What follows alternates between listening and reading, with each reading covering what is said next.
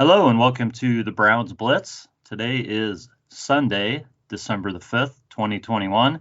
This is episode number 127. I am your host, Rod Bloom. Joining me today is my brother, Jeff. Hey, Jeff, how are things going?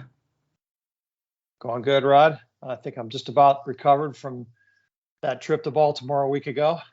Just about, huh? Just about. It was a great trip, and I think now is as good a time as any to give a shout out to Jeremy Bonham at 14 Bonham. Jeremy was just a great host, showed us a great time in Baltimore. That the outcome of the game wasn't what we wanted, but, just had a great time hanging out with Jeremy and having dinner with him and then going to the game and just, it was just a great time. He was a fabulous host. Absolutely. So it was a great trip despite the outcome, but, certainly look forward to hanging out with Jeremy sometime in the not too distant future once again. On our turf. That's right. So we're going to talk some Brown stuff today, and joining us is our guest, Peter Jones. Peter, how are you? Doing good, Rod. Yeah. Pleased to join you guys, and I think it's always good when there's bye week on to just take stock of where we are and see what's coming up in the next 5 or 6 weeks. Yeah, I thought that's kind of what we would do today. So, and can I just add, as you've just Sure. spoken about Jeremy, I want to send my thanks to Jeremy as well. He's always been very supportive of me on Twitter. There's been a lot of help and has given, sent lots of supportive messages and stuff. So it's great that you guys got to meet up with him and all of that. But I would send my thanks to him as well. Yeah, he's just a great guy. Great to have in our circle. Definitely. So definitely a pleasure knowing Jeremy and you as well, Peter. So hey, everybody, if you're not following Peter, you should be, and you can follow him at @the_IT_hedgehog on Twitter. Peter is a Packers fan, but he's also just a wonderful person and a football historian that just puts out a lot of great content. So you should definitely be following him on Twitter. So thank you. Absolutely. So let's I really don't want to go back to the Baltimore game a heck of a lot. It was, it was another ugly game. I think everybody saw the stats about how unlikely it was that Baltimore could win that game. That's the understatement of the day. Yeah, it was it still 0 and 142 or something like that, Peter? Yeah. But so I guess just I think we know a lot of where the Browns are, and the fact is the defense has been, especially as of late, has been playing fairly well, and the offense hasn't been holding up their part. So the Browns find themselves finally to this bye that we've been looking toward for a long time. And it's kind of interesting, Jeff, because the Browns have had a lot of injuries, it seems, and I'm not going to compare them to any other team because every team has injuries, but they've had a lot of injuries. Yet we went into that Baltimore game and they were pretty healthy, and some guys got hurt in that game, but they were actually pretty healthy with the game before the bye week finally. It kind of worked out pretty strange. So you hope that this bye week, if anything, is going to be a help to Baker and then just anybody else who's nursing the injuries. But over and above that, you hope that they can figure some things out, especially on the offensive side of the ball. So let's take stock, first of all, of where the Browns stand record-wise and kind of what the rest of the season should or could mean to the Browns. And I'm just going to look at this going into today's play because I know there are games going on right now. The Bengals are playing right now, and I think Pittsburgh and Baltimore play at 4:30 today, I believe. So Baltimore's sitting at 8-3. Man, they've had some games that they've been pretty lucky to win. You don't want to take anything away from a team that's winning games like that because, it's great coaching, right? And they have a great staff, they do. But yeah, they've had some games they've been pretty lucky to win. They could have gone either way. And then the Bengals are 7-4, Browns are 6-6, and Pittsburgh's 5-1. So the Browns find themselves essentially, 2 games out of the lead in the win column. 2 games out from Baltimore, 1 game behind Cincinnati, and wins. And then I was looking at the AFC, and out of the 16 teams, 6 teams have more than 6 wins at this point. 5 teams have 6 wins, and 5 teams have less than 6 wins. And, I guess if you're looking playoffs, the Browns are right there on the kind of on the cusp. On the cusp with a lot of other teams. On the cusp of mediocrity. They are, absolutely. So then you're kind of trying to figure out, we talked on the last show, Jeff, how many games do they have to win to get in? And, and I think our answer was that we thought 10 games would get them into the playoffs. And right. So I guess, do we still think 10 games gets them in? If they win 4 out of their last 5, are they in the playoffs? Yeah. Hard to say. It is, because there's so many teams that are close. But right, yeah. Right. We have the advantage of a lot of division games still. And, if we can take care of business in our division somehow, that will help. But, it's really going to boil down to tiebreakers, I think, and, where we end up in the pecking order going into the playoffs. But, honestly, before we can think about, I'm going to sound like Jim Mora a little bit, but, talk about playoffs right now. First of all, we got to get our house in order, I think the glaring thing for me, just not to rehash the Ravens game, but, we have them coming up again next Sunday. The difference in the 2 teams, is that, Lamar had a terrible day. Gave the ball away at every chance he had. He was turning the ball over, 4 interceptions. Our defense created a lot of opportunities for us, but he and Mark Andrews have that miracle connection. And you saw 2 plays. One was a long gainer, and the other where Ronnie Harrison just kind of lost track of him and grabbed him, and he ended up catching that ball anyway. And then the other one was the touchdown where, virtually our entire defensive line was closing in on Lamar, and he somehow managed off balance to throw a ball 30 yards to Andrews in the end zone. And we forgot that he was there. So he was wide open. Yeah. Those 2 miraculous plays really are the difference between, I think where the Browns are right now and where the Ravens are. The Ravens sort of have this winning pedigree, just you can kind of feel it walking around their stadium, that the fans just they feel entitled to win, that they expect to win, and the organization expects to find a way to win. And those 2 kinds of plays that get you there are really the margin of victory in the NFL on a week-to-week basis. And they have that combination, and we don't. Yeah, and I think that's a great point. I think that program franchises, teams that have won over the the last X number of years, find a way to win, don't worry, when they're playing badly. And a lot of that is because they believe that they're going to win. Right. So even if the quarterback's thrown multiple interceptions, 4 interceptions in this case, but and they come out for that last drive, they believe still that they're going to drive the ball down the field and win. It's not a hope we're going to do it. It's we really believe it's going to happen. And that's the fine margins between playoff teams or even Super Bowl teams and those teams that finish 8-8, no old money. So 8-9 this year, maybe. Yeah. So Peter, let's go a little deeper on that. And where does that belief come from? Because I think, I could see that kind of come from different places. Does that come from winning playoff games and getting to a certain level? Does it come from having an established coach? Does it come from having a quarterback that you believe in?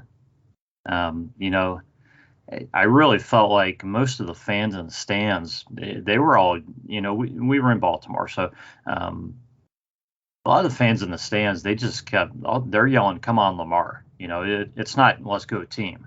They're waiting for Lamar to do something. Yeah, it's interesting. I didn't hear one boo of Lamar, even after 4 interceptions. I did not hear one boo. Like, to your point, it was, "Let's go, Lamar. Let's get it done." Yeah, there wasn't. "Oh my God, Lamar, what in the world are you doing when you threw that interception?" I mean, there might have been a little bit of muttering to yourself, but the fans, yeah, they stood by him, just like Jeff saying, through the whole game. They're waiting for him to do something positive.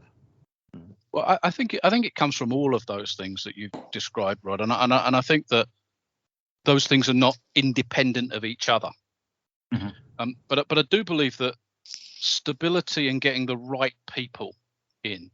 So this is why you can sign high-priced free agents, but if they don't come into the team with the right attitude, doesn't necessarily mean that they'll be a success in the new place and the team will be a success. And I think that's why we see lots of these high-priced free agents somehow not be as successful as the team that they moved to as they were previously, because they're not coming necessarily with a winning attitude that starts to lift the players around them.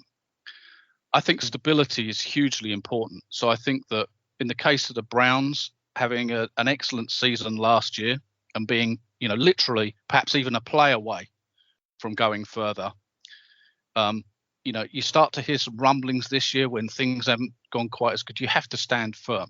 Right? If you believe, as the Browns did last year, and as I'm sure 95% of the fans did Kevin Stefanski's the man, stop the talk this year about let's start to question this play call and that play call, and stand behind him, because every play caller makes mistakes, and we're all great play callers sitting on our couch and in hindsight. Mm-hmm. There isn't a play caller, whoever he is, whether it's Vince Lombardi or Nick Saban or whoever it is, that doesn't make a mistake calling plays. And it's easy to pick out individual plays and say, well, he shouldn't have gone for it on 4th down, or he should have gone for it on 4th down. It's a learning process as well for all of these guys. And I'm a great believer that winning begats winning. And, I think that, even if the Browns don't make the playoffs this year, and that's, who knows how this is going to turn out, it's not the time to have lots of post-mortems. Yes, move on from whichever players are the ones that you want to replace, fine. But don't have multiple post-mortems about the coaching did this or whatever, because they're learning too. Yeah. And I just don't think that teams that continually change the quarterback, change the coach, change this, change that, ultimately they're not successful. So I think you have to have stability, and you have to trust in the decision making that's made a year ago when you chose these players and these coaches, that they're the guys for the next 2, 3, 4, 5, 6 years. Yeah, and part of the reason I went over the records first was that teams are constantly playing for multiple reasons. They're working toward different things with each game. They're obviously playing for this season. The players, coaches, and the GM, they're also playing for their job, and hopefully they're playing for the future. Toward building for something down the line. So, in looking at those records and trying to decide the likelihood of the Browns maybe making the playoffs or not is kind of my way of saying, where do we think this team is, and where do we believe the focus will wind up being down the stretch. I understand that first of all, you have to fix the stuff that's obviously wrong, especially on offense, but just kind of interesting to try to figure out what the focus will be. And what you were saying, Peter, it just it takes me to a note I made a little bit further on, but I think Browns fans and probably a lot of fans kind of expect growth to be linear. And while the growth may be linear, it may not be reflected in the record in that fashion. Absolutely right. And you'll excuse for a moment putting a Packers hat on, but being a Packers fan back in 1992 was probably similar to being a Browns fan in recent years. They hadn't won for a number of years and didn't quite know where the team was going.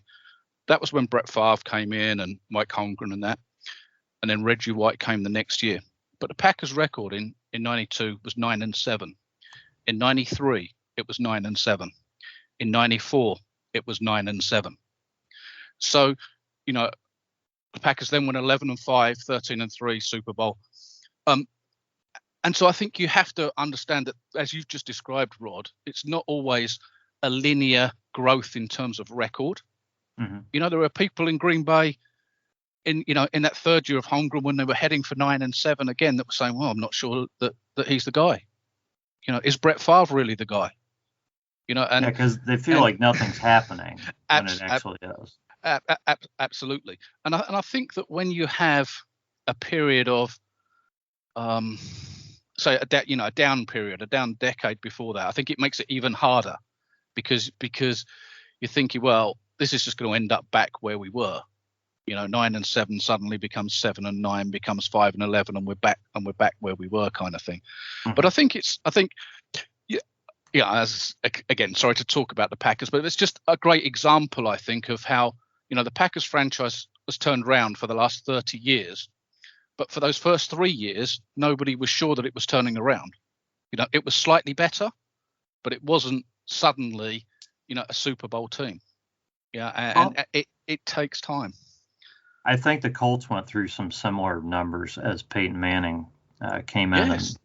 And, they got better and then they took a step back before they, went forward again. And this is not to throw out an excuse for the Browns. Because you still have to evaluate personnel and make changes and move forward.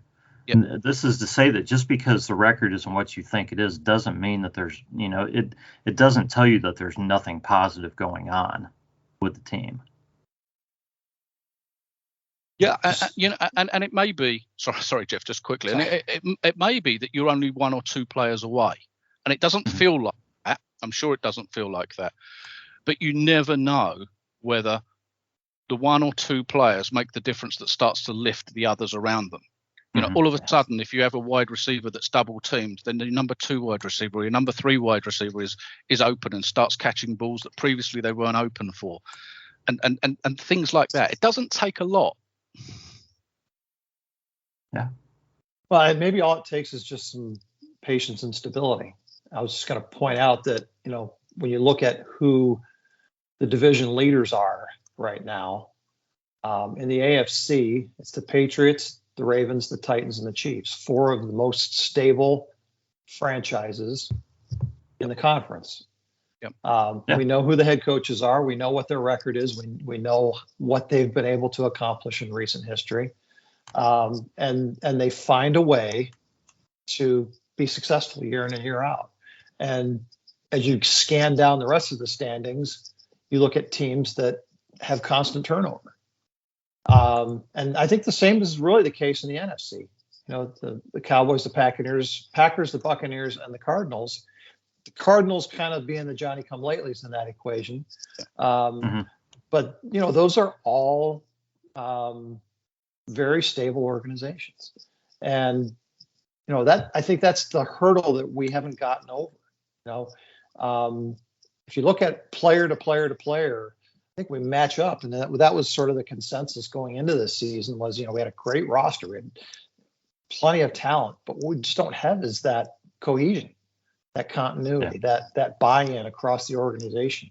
And I just don't think there's any substitute for time for that to happen. Yeah, I agree with you. Definitely. 100% agree. Yep. So just one step further, I think when we talked going into this season, I'd have to go back and listen to podcasts from back in July and August, but we talked about expectations for this year. I think we recognized that there was a good chance that we could be a playoff team. There's also a good chance that we could have a reset year just to kind of get our lumps a little bit. Yeah, I mean, this is the NFL. People have to remember that, the idea that that pretty much any Sunday anything can happen. It's still a fact, no matter how good you are. So, good teams have years like this, like the Browns are having right now. And it is probably less likely when you have stability in the organization and when your head coach has been around for a long time and when you have a quarterback who's in his 7th or 8th year, but or beyond. But it still happens. So let's talk about adjustments, and I'm going to focus on offense, just on a few things and get some thoughts from you guys. There's been a lot of talk, from what I've seen, just on Twitter and some articles and stuff about personnel, and I think we heard some of this on the radio after the game too, Jeff. How much the Browns run, 13 personnel, with one back and 3 tight ends, and how they're far and away, use this the most in the NFL. Mm-hmm. And is this good or is this bad?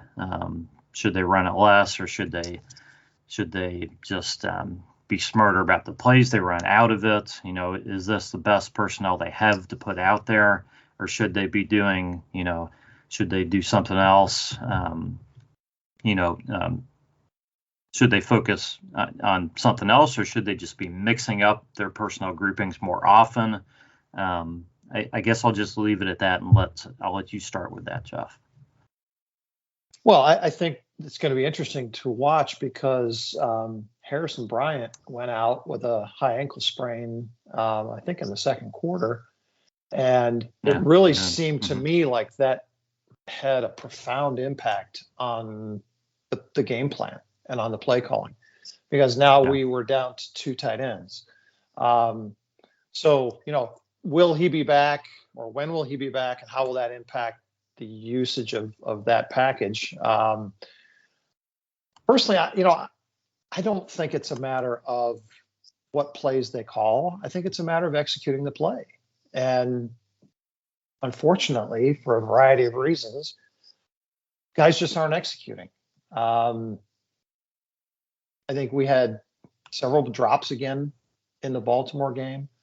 We had guys not being crisp on their routes.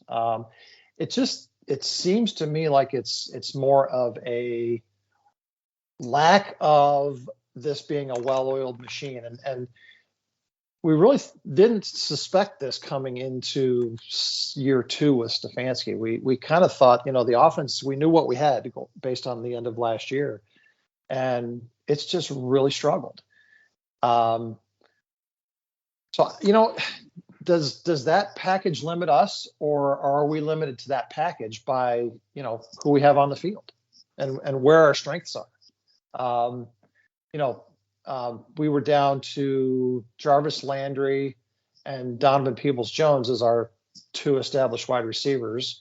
For some reason, Higgins was inactive and Schwartz was still in concussion protocol. So, what would you do as an alternative? I don't know, how we could structure the offense differently based on the guys that we have available.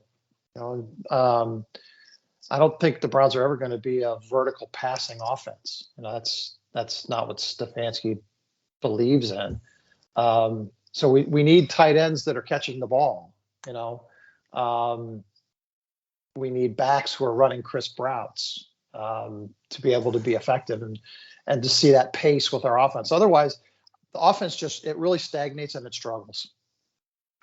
Yeah, and I think one alternative is more 2-back sets, but I've been talking about that for a long time, and I don't think Stefanski likes that. the Browns have some very talented backs, and and I'm not just talking about running the ball out of those sets, but play action and with the option to throw to a back or throw to a tight end or throw to the receiver that's out there. We just don't see that very often. If we see two backs, one of them's usually a fullback out there. Yeah, I think when we do see those kinds of plays called, our protection tends to break down and our quarterback ends up on his back before we have a chance to get the ball to the back. So that, I don't know, with teams stacking the box against us, I don't know. I just think I think the pace needs to be quicker. The ball needs to come out faster. And I don't think it really matters what set we do that from. It's just it's a timing issue right now.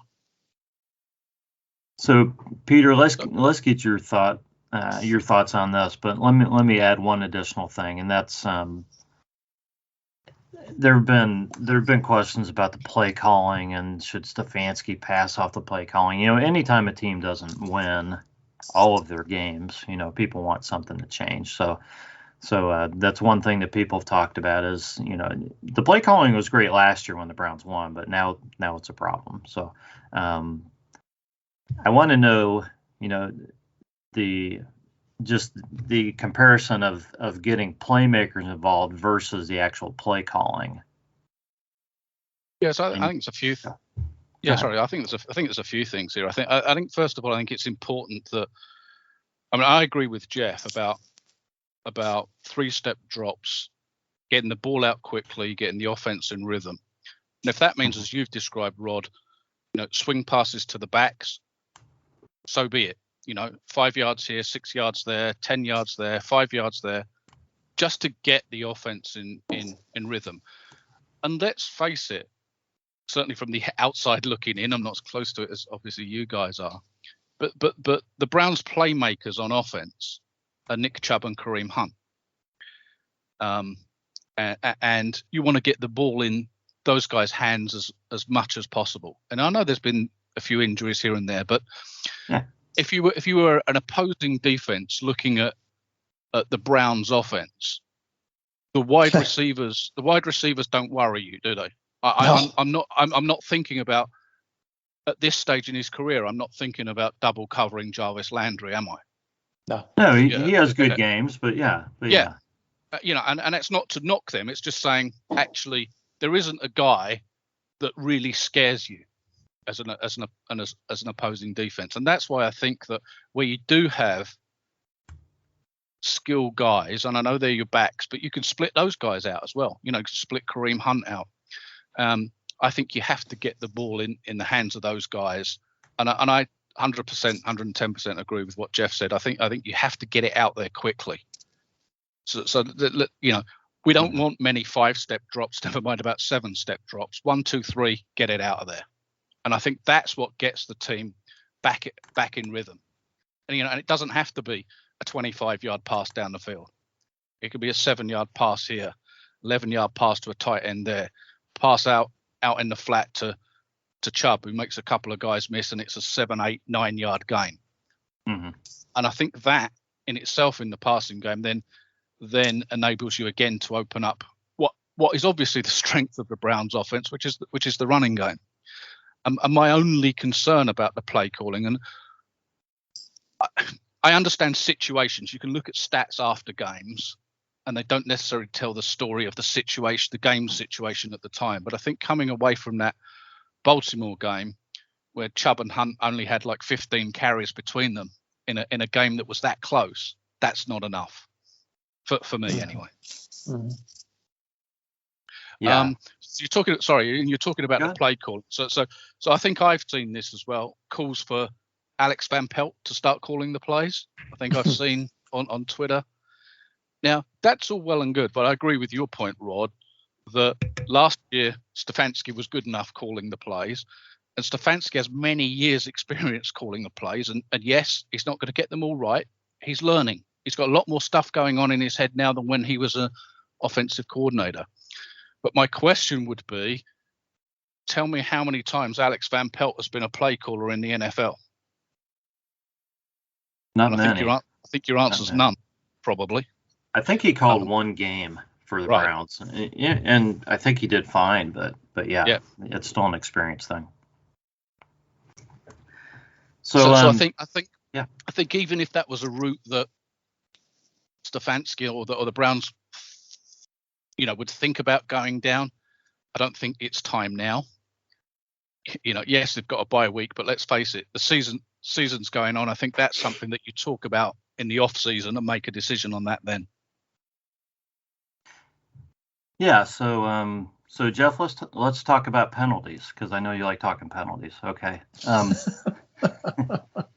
No, yeah, I tweeted after going to the Baltimore game that I truly believe that every fan base believes that they pretty much get the short end of the stick on penalties. Okay, the Packers do, Rod. Absolutely. I believe you, Peter. I believe it, and the Ravens fans believe the same thing. I don't think there was a single Ravens fan in the stands who thought that David Njoku, actually caught that ball, even though the officials watched it 100 times and decided that he did. So, but the fans knew better, and they felt that they really got the short end of the stick there, and they were saying a lot of bad words. That's pretty much all I want to say. So I think really all I want to say here as far as the penalties are, the Browns they've had a lot of them this season. I don't even know that that the numbers really gone up and down all that much week to week. It's been pretty consistently bad week to week here. How do you think the Browns can fix a discipline issue like that at the bye? After playing 12 weeks where they just haven't been very good with penalties. What do you think, Jeff? You think that that's something they can really make an improvement on over a bye week?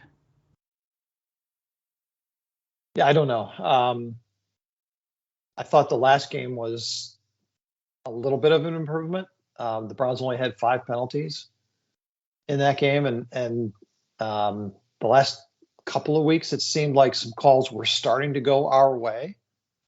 So, I don't know if that's a coaching issue, or if it's just, again, players not being comfortable with their roles and guys just getting outside of the flow of the game sometimes. I think that we had trouble getting a personnel on the field, where we were out there with 12 men a couple of times in a row, I think. Yeah, I mean, even after a timeout, and I don't know if that's just incorporating guys in from injured reserve who maybe haven't, been practicing or what's going on. But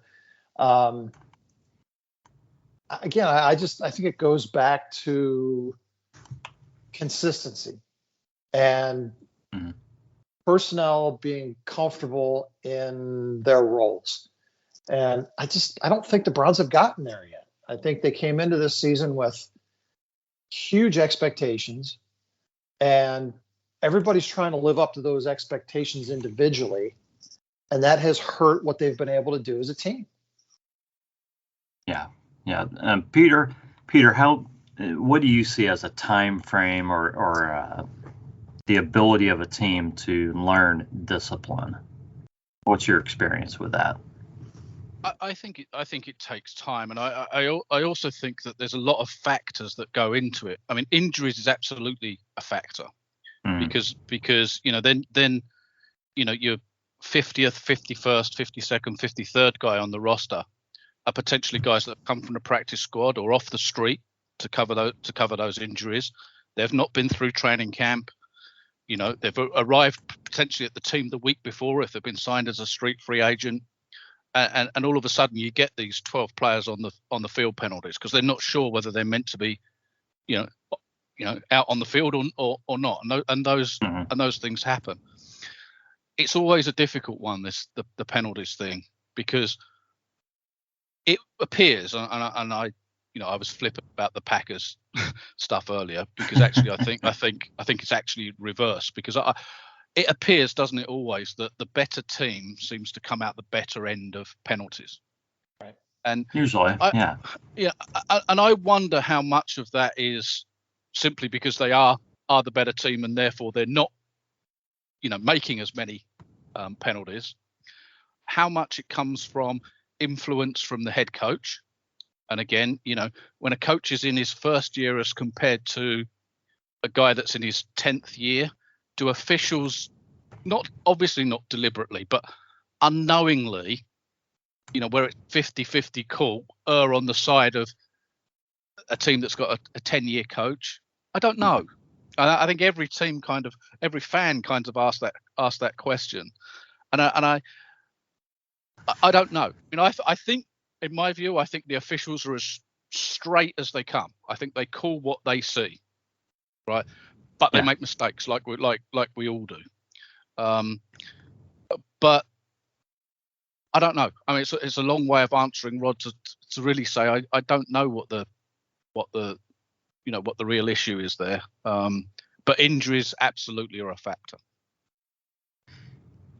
Yeah, and I always wanted to believe that the better teams got the call, and then we looked at this graphic a few weeks ago, and I saw that the Cincinnati Bengals were at the top of the list as far as the least penalties, and I'm not saying they're a bad team now, but they are not a team who has been good for a number of years, and the Browns were near the bottom, and the Tampa Bay Buccaneers were near the bottom. I thought, well, this really doesn't show me any kind of a trend.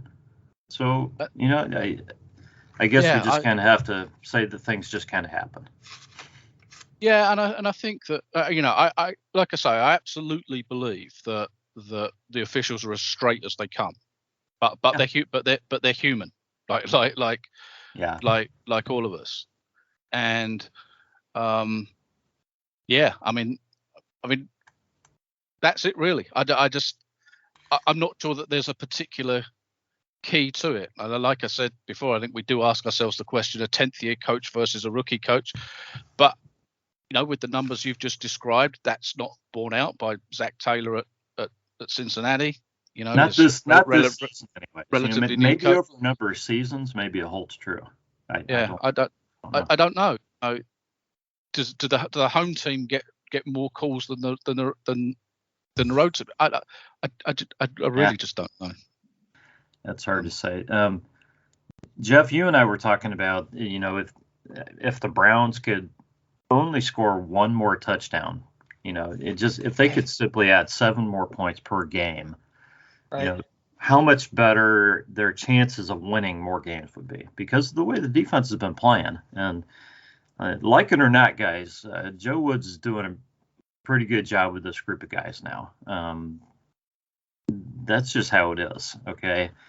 So if the Browns could put up an additional touchdown a game, they would be in or winning more games. Okay. I don't know if that gives them a chance to win every game from here on out or not, but it certainly gives them a better chance with the way the defense is playing. So the question is this: what's the easiest or the best way for them to put up that extra touchdown? What do you think, Jeff? Wow. Last week we, by all rights, should have scored on our first possession. There was a drop by DPJ at the 10, and we ended up going for a long field goal, which we missed. Mm-hmm. To me, it's those little things that's keeping this offense from scoring more. The drops and the penalties, things like that. Yeah, just those little errors that sort of compound as the game goes along. I mean, we were in that game right up until the very end, but couldn't find a way to make a big play. Yeah, I don't know. I saw something that Kurt Warner put out this week about, talking about how Baker gets blamed for things that he shouldn't get blamed for and so forth. And I think overall, the last couple of games, he's done a pretty good job considering the injuries of keeping us in the game, giving us an opportunity to complete a play. And I think the supporting cast on offense has let him down. But I think there are also some things that he needs to be working on. And one of the things that Kurt Warner pointed out was with his footing, or with his foot placement. On a 3-step drop, going back to what Peter was talking about earlier, he was talking about how, your first step is with your right foot, then your left, and then your right, so that your right is back, you're planted, you're ready to throw the ball quickly. And he pointed out that Baker, on that particular play, led with his left. So a 3-step drop ended up becoming a 4-step drop. And now the ball just comes out a tick late and it's incomplete. Okay, so, I don't think these are huge adjustments.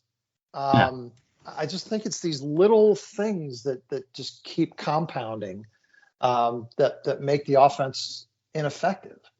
To your point on defense, I think this defense is right there. This defense is really starting to show what it can be capable of. Man, the offense has just never gotten to that point this year. And if they can figure out a way to do that during the bye, just tighten things up a little bit, the points are there to be had. And we should be in all of the only game I don't think we will be in if we keep playing like we're playing is that Christmas Day game against Peter's Packers. But the rest of the games, I think we should have an opportunity to win.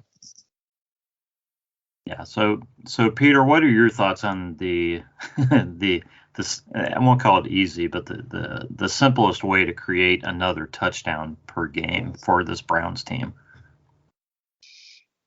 Well, I think it goes back to what we talked about earlier, and again, Jeff hit the nail on the head with this whole. It's about rhythm, I think, on offense. I think you just three steps and the ball's out of there.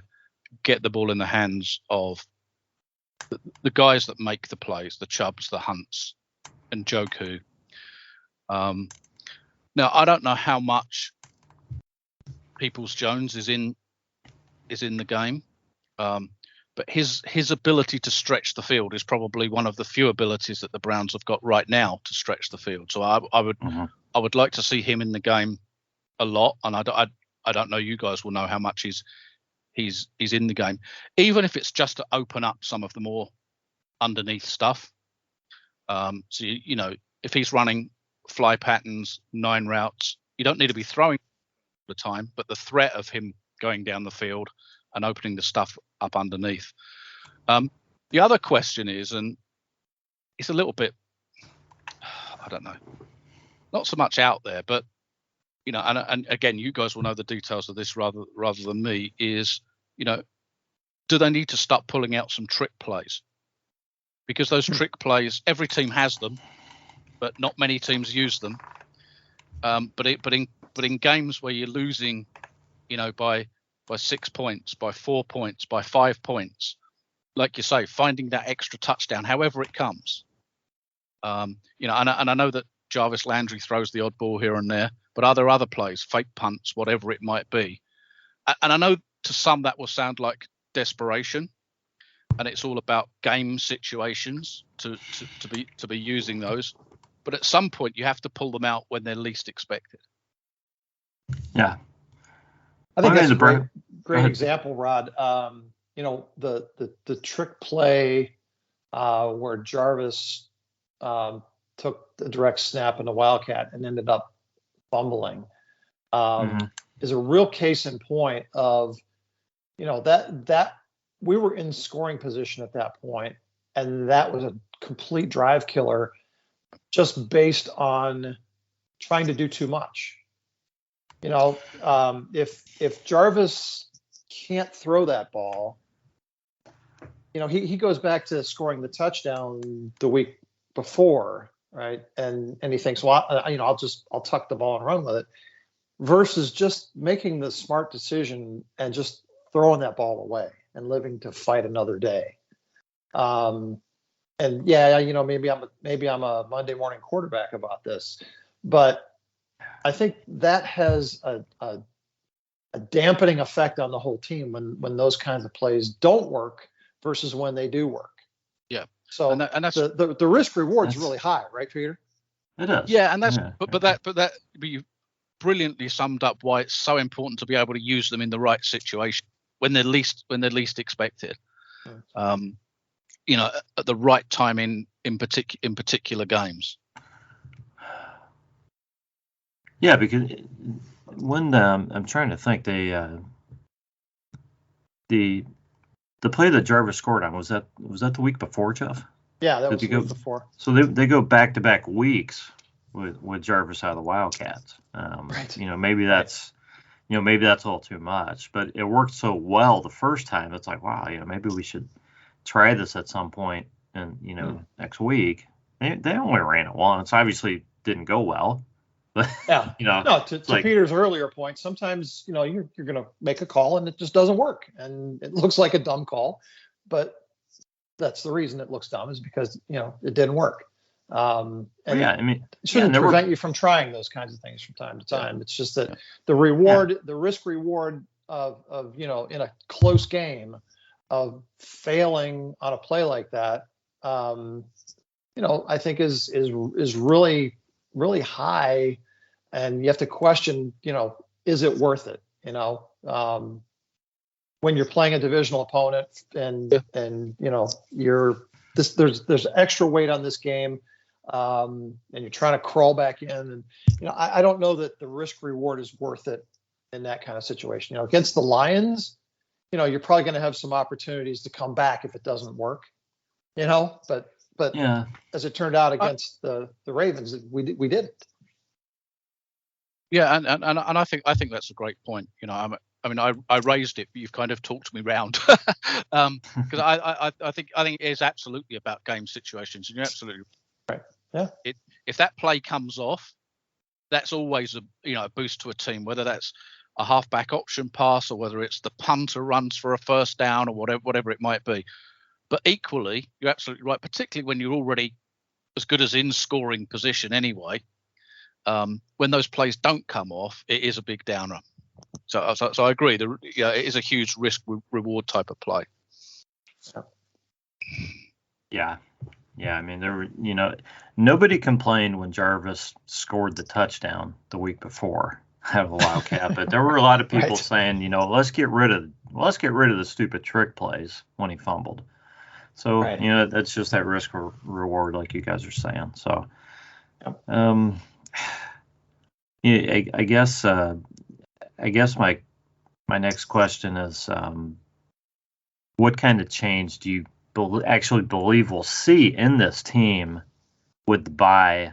And let's kind of slide into the Ravens game that's coming up next week. We've got a whole week away, so I doubt there's even a line out right now, but it doesn't really matter. But this game will be in Cleveland. We'll see how that goes. I mean, the Browns played them tough in Baltimore. So do you think that this bye gives the Browns enough chance to make some real adjustments to where they come out and play better, are able to maybe hopefully score a few more points and possibly pick up a win? How optimistic are you going forward, Jeff? Last year after the bye, this team played really well. I think this organization has the ability to function pretty well when things are scripted, evidenced by opening drives in pretty much every game this year. Yeah. It's when we have to start adjusting and reacting that things kind of go off the rails. So, having that bye week and being able to look at film from last week and really put together a scripted game plan of, what has to change to beat Baltimore, I think really plays in the Browns' favor. So, I think I feel a lot better about our ability to beat the Ravens, in our stadium after a bye week, having that film to look at than I did going into the game last Sunday.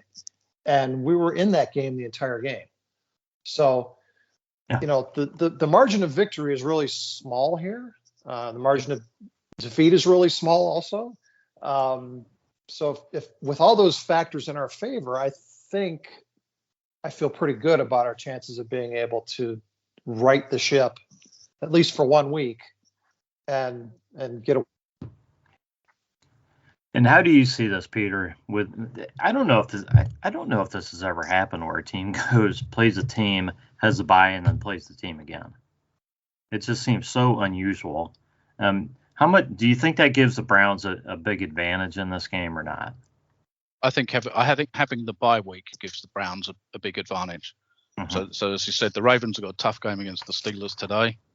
I think the bye week has come a perfect time, for the Browns. They were kind of going, the last few weeks have been kind of win one, lose one, win one, lose one, yeah. And coming off a tough loss to the Ravens, I think that it's an ideal time to take a break, regroup, and move forward. We've got extra time to prepare for this game, extra time to get, the guys with niggling injuries, not the big injuries, but the guys with niggling injuries to get that little bit more able to play. Mm-hmm. I think it's as good a situation as the Browns could have hoped for at this stage of the season. Let's face it, they played even up with the Ravens last week. Going down in a game they probably could have, should have, would have won.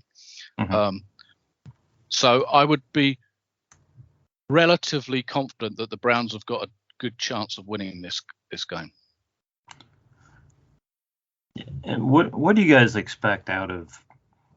I'm going to say Baker, but when I say Baker, I mean Baker and the guys he's working with and throwing to. What do you guys expect out of Baker the remainder of the season? And I'm talking passing numbers, and how's the passing game going to look for the rest of the season? Do you expect to see improvement there after the bye week, Jeff?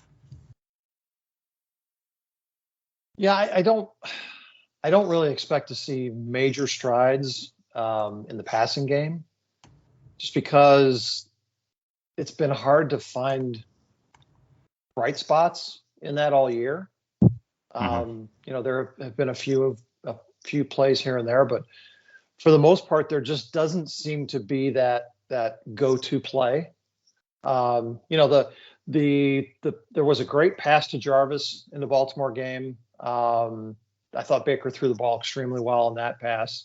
But they're just so few and far between that it's hard to get, hard to feel a high level of confidence in our passing game, at least, into that second and third level.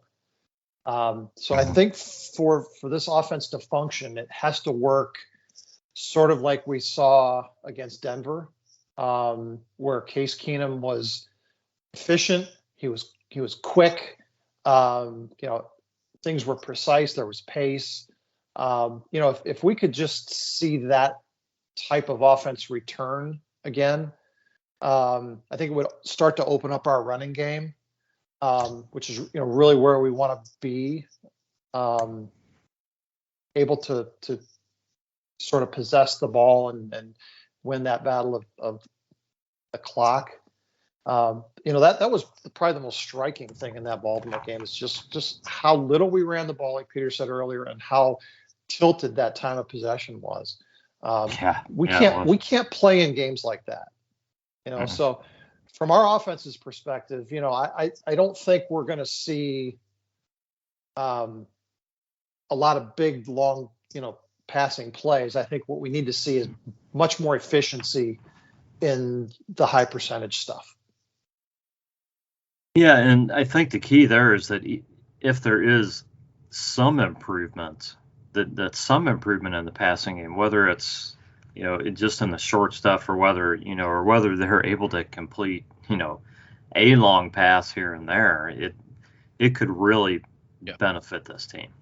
This team does not need to come out and all of a sudden start throwing for 400 yards a game, to make things better. We tend to lose when we do that. That's true.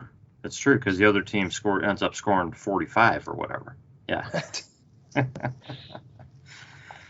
Yeah. So, No. Go ahead, Peter.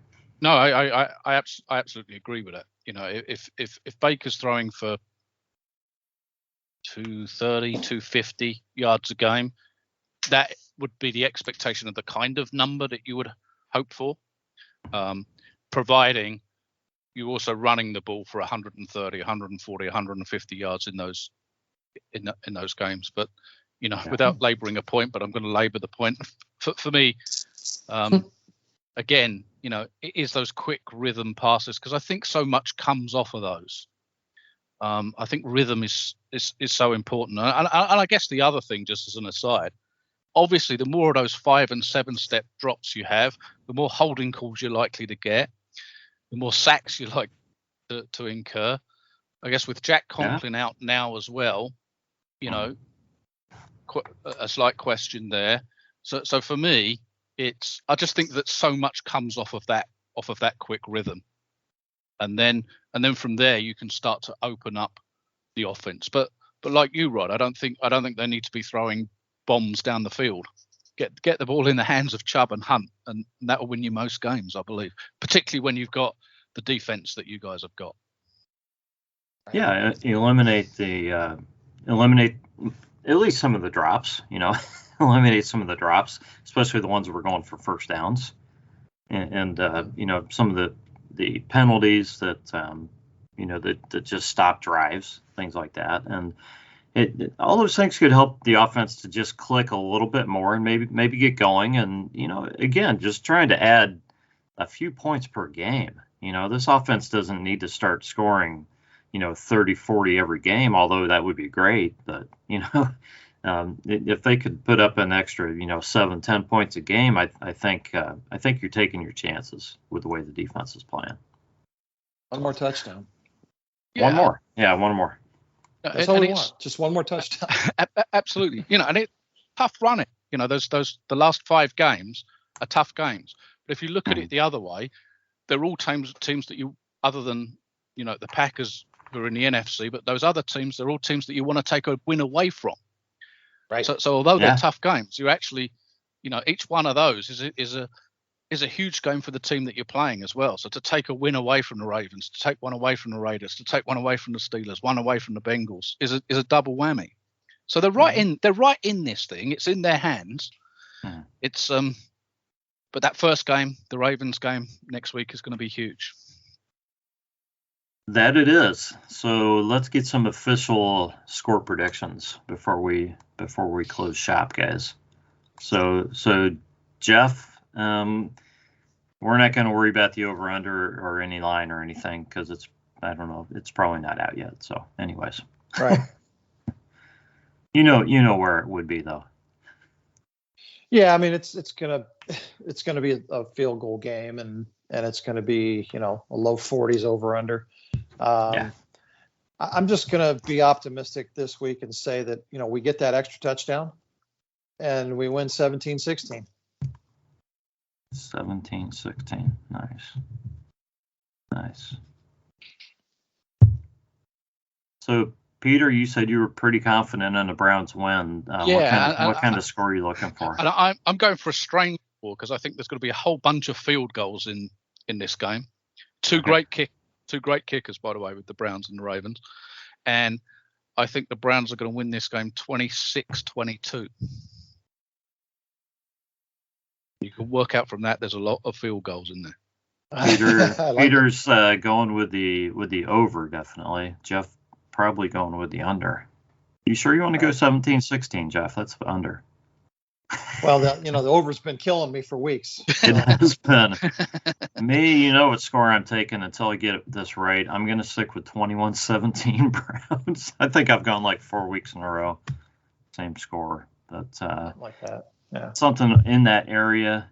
I think there would be a little bit more scoring in this game. I think the Browns offense will take a little step forward in this, but there again, they may get a touchdown on defense or special teams or something like that. I'm not necessarily saying the offense puts up 21, but I think there's a little more scoring, probably on both sides, maybe a few less penalties, and the teams just have a little bit better drives in this game. But hoping the bye works in the Browns' favor, as Peter suggests, and the Browns actually, pick up a nice win here, and people start to get a little more optimistic about the Browns' chances to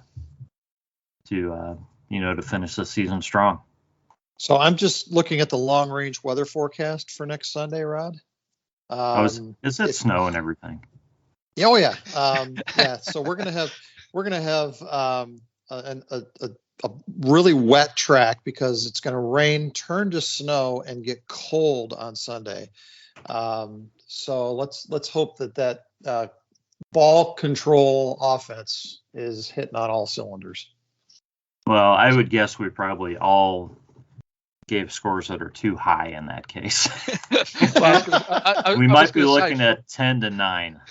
From what you're suggesting, with all the field goals, I think there's going to be that snow plow is going to be out on the field before those field goals a lot. Then, yeah, we'll see. That could happen. I wouldn't be surprised if we're looking at 10-9 or 9-6 or something like that if it gets really nasty out. The interesting thing about being in the Ravens Stadium last week was just looking at how calm it was inside that stadium, even though there was some wind outside, versus our stadium where the winds just swirl.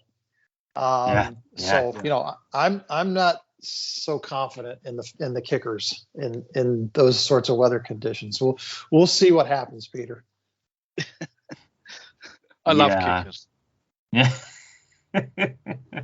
Yeah, Peter, you have, that's a lot of field goals, isn't it? Yeah, let's see.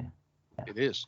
That's a lot. So, yeah, we'll see. We'll see what happens. But hopefully it's a good game. Hopefully we see a step forward from the Browns based on the bye and all that. So, you guys have any closing words? Peter, I guess we'll let you go first as the guest. Anything you'd like to say in closing? Oh, I just want firstly to say thank you again, Rod, for inviting me on. It's great to talk to you and to Jeff. It's been a long time, so I've really enjoyed it. I'm surprised we've gotten this far through the podcast, Rod, without you mentioning the University of Cincinnati. Yeah. I was going to mention it, and I didn't. But getting into the playoff. Absolutely. Go ahead. Peter. It's a wonderful achievement. It really is. It is, and it's not even just for UC guys. It's kind of breaking that absolutely that so-called glass ceiling that says that now the committee can actually look at a smaller school and let them in based on. I think this season they really didn't have any choice because UC is the last undefeated school. And there's really, the next most deserving team was Notre Dame, who UC went into Notre Dame and beat them easily at Notre Dame. So you couldn't put Notre Dame in above UC. Yep. And then the next team, I can't remember who it is, had 2 losses. So they really didn't have any choice. So they're going to say, well, yeah, UC belonged. We'll put them in there. We'll put them at number 4. We'll make them play Alabama. We'll hope that they get killed so that we can say that, teams like this don't belong in it again. But they got in, and that's definitely the way it should be. So I'm happy that they're in. Don't really care who they're playing, and hopefully they play well against Alabama. That's all I can say. Right. So, and Peter, it's always a pleasure having you on. We appreciate you coming on and joining us. Thank you. Jeff, do you have anything in closing? It's great to talk to Peter. I look forward to, hopefully we get together before too long again, maybe start talking about some draft. And go Bearcats. Absolutely. And there's some good potential draftees right there at the University of Cincinnati. So yes, sir. Yeah, absolutely. Absolutely. That might be where we start our draft talk. Yeah. This has been the Browns Blitz, and we will catch you next time.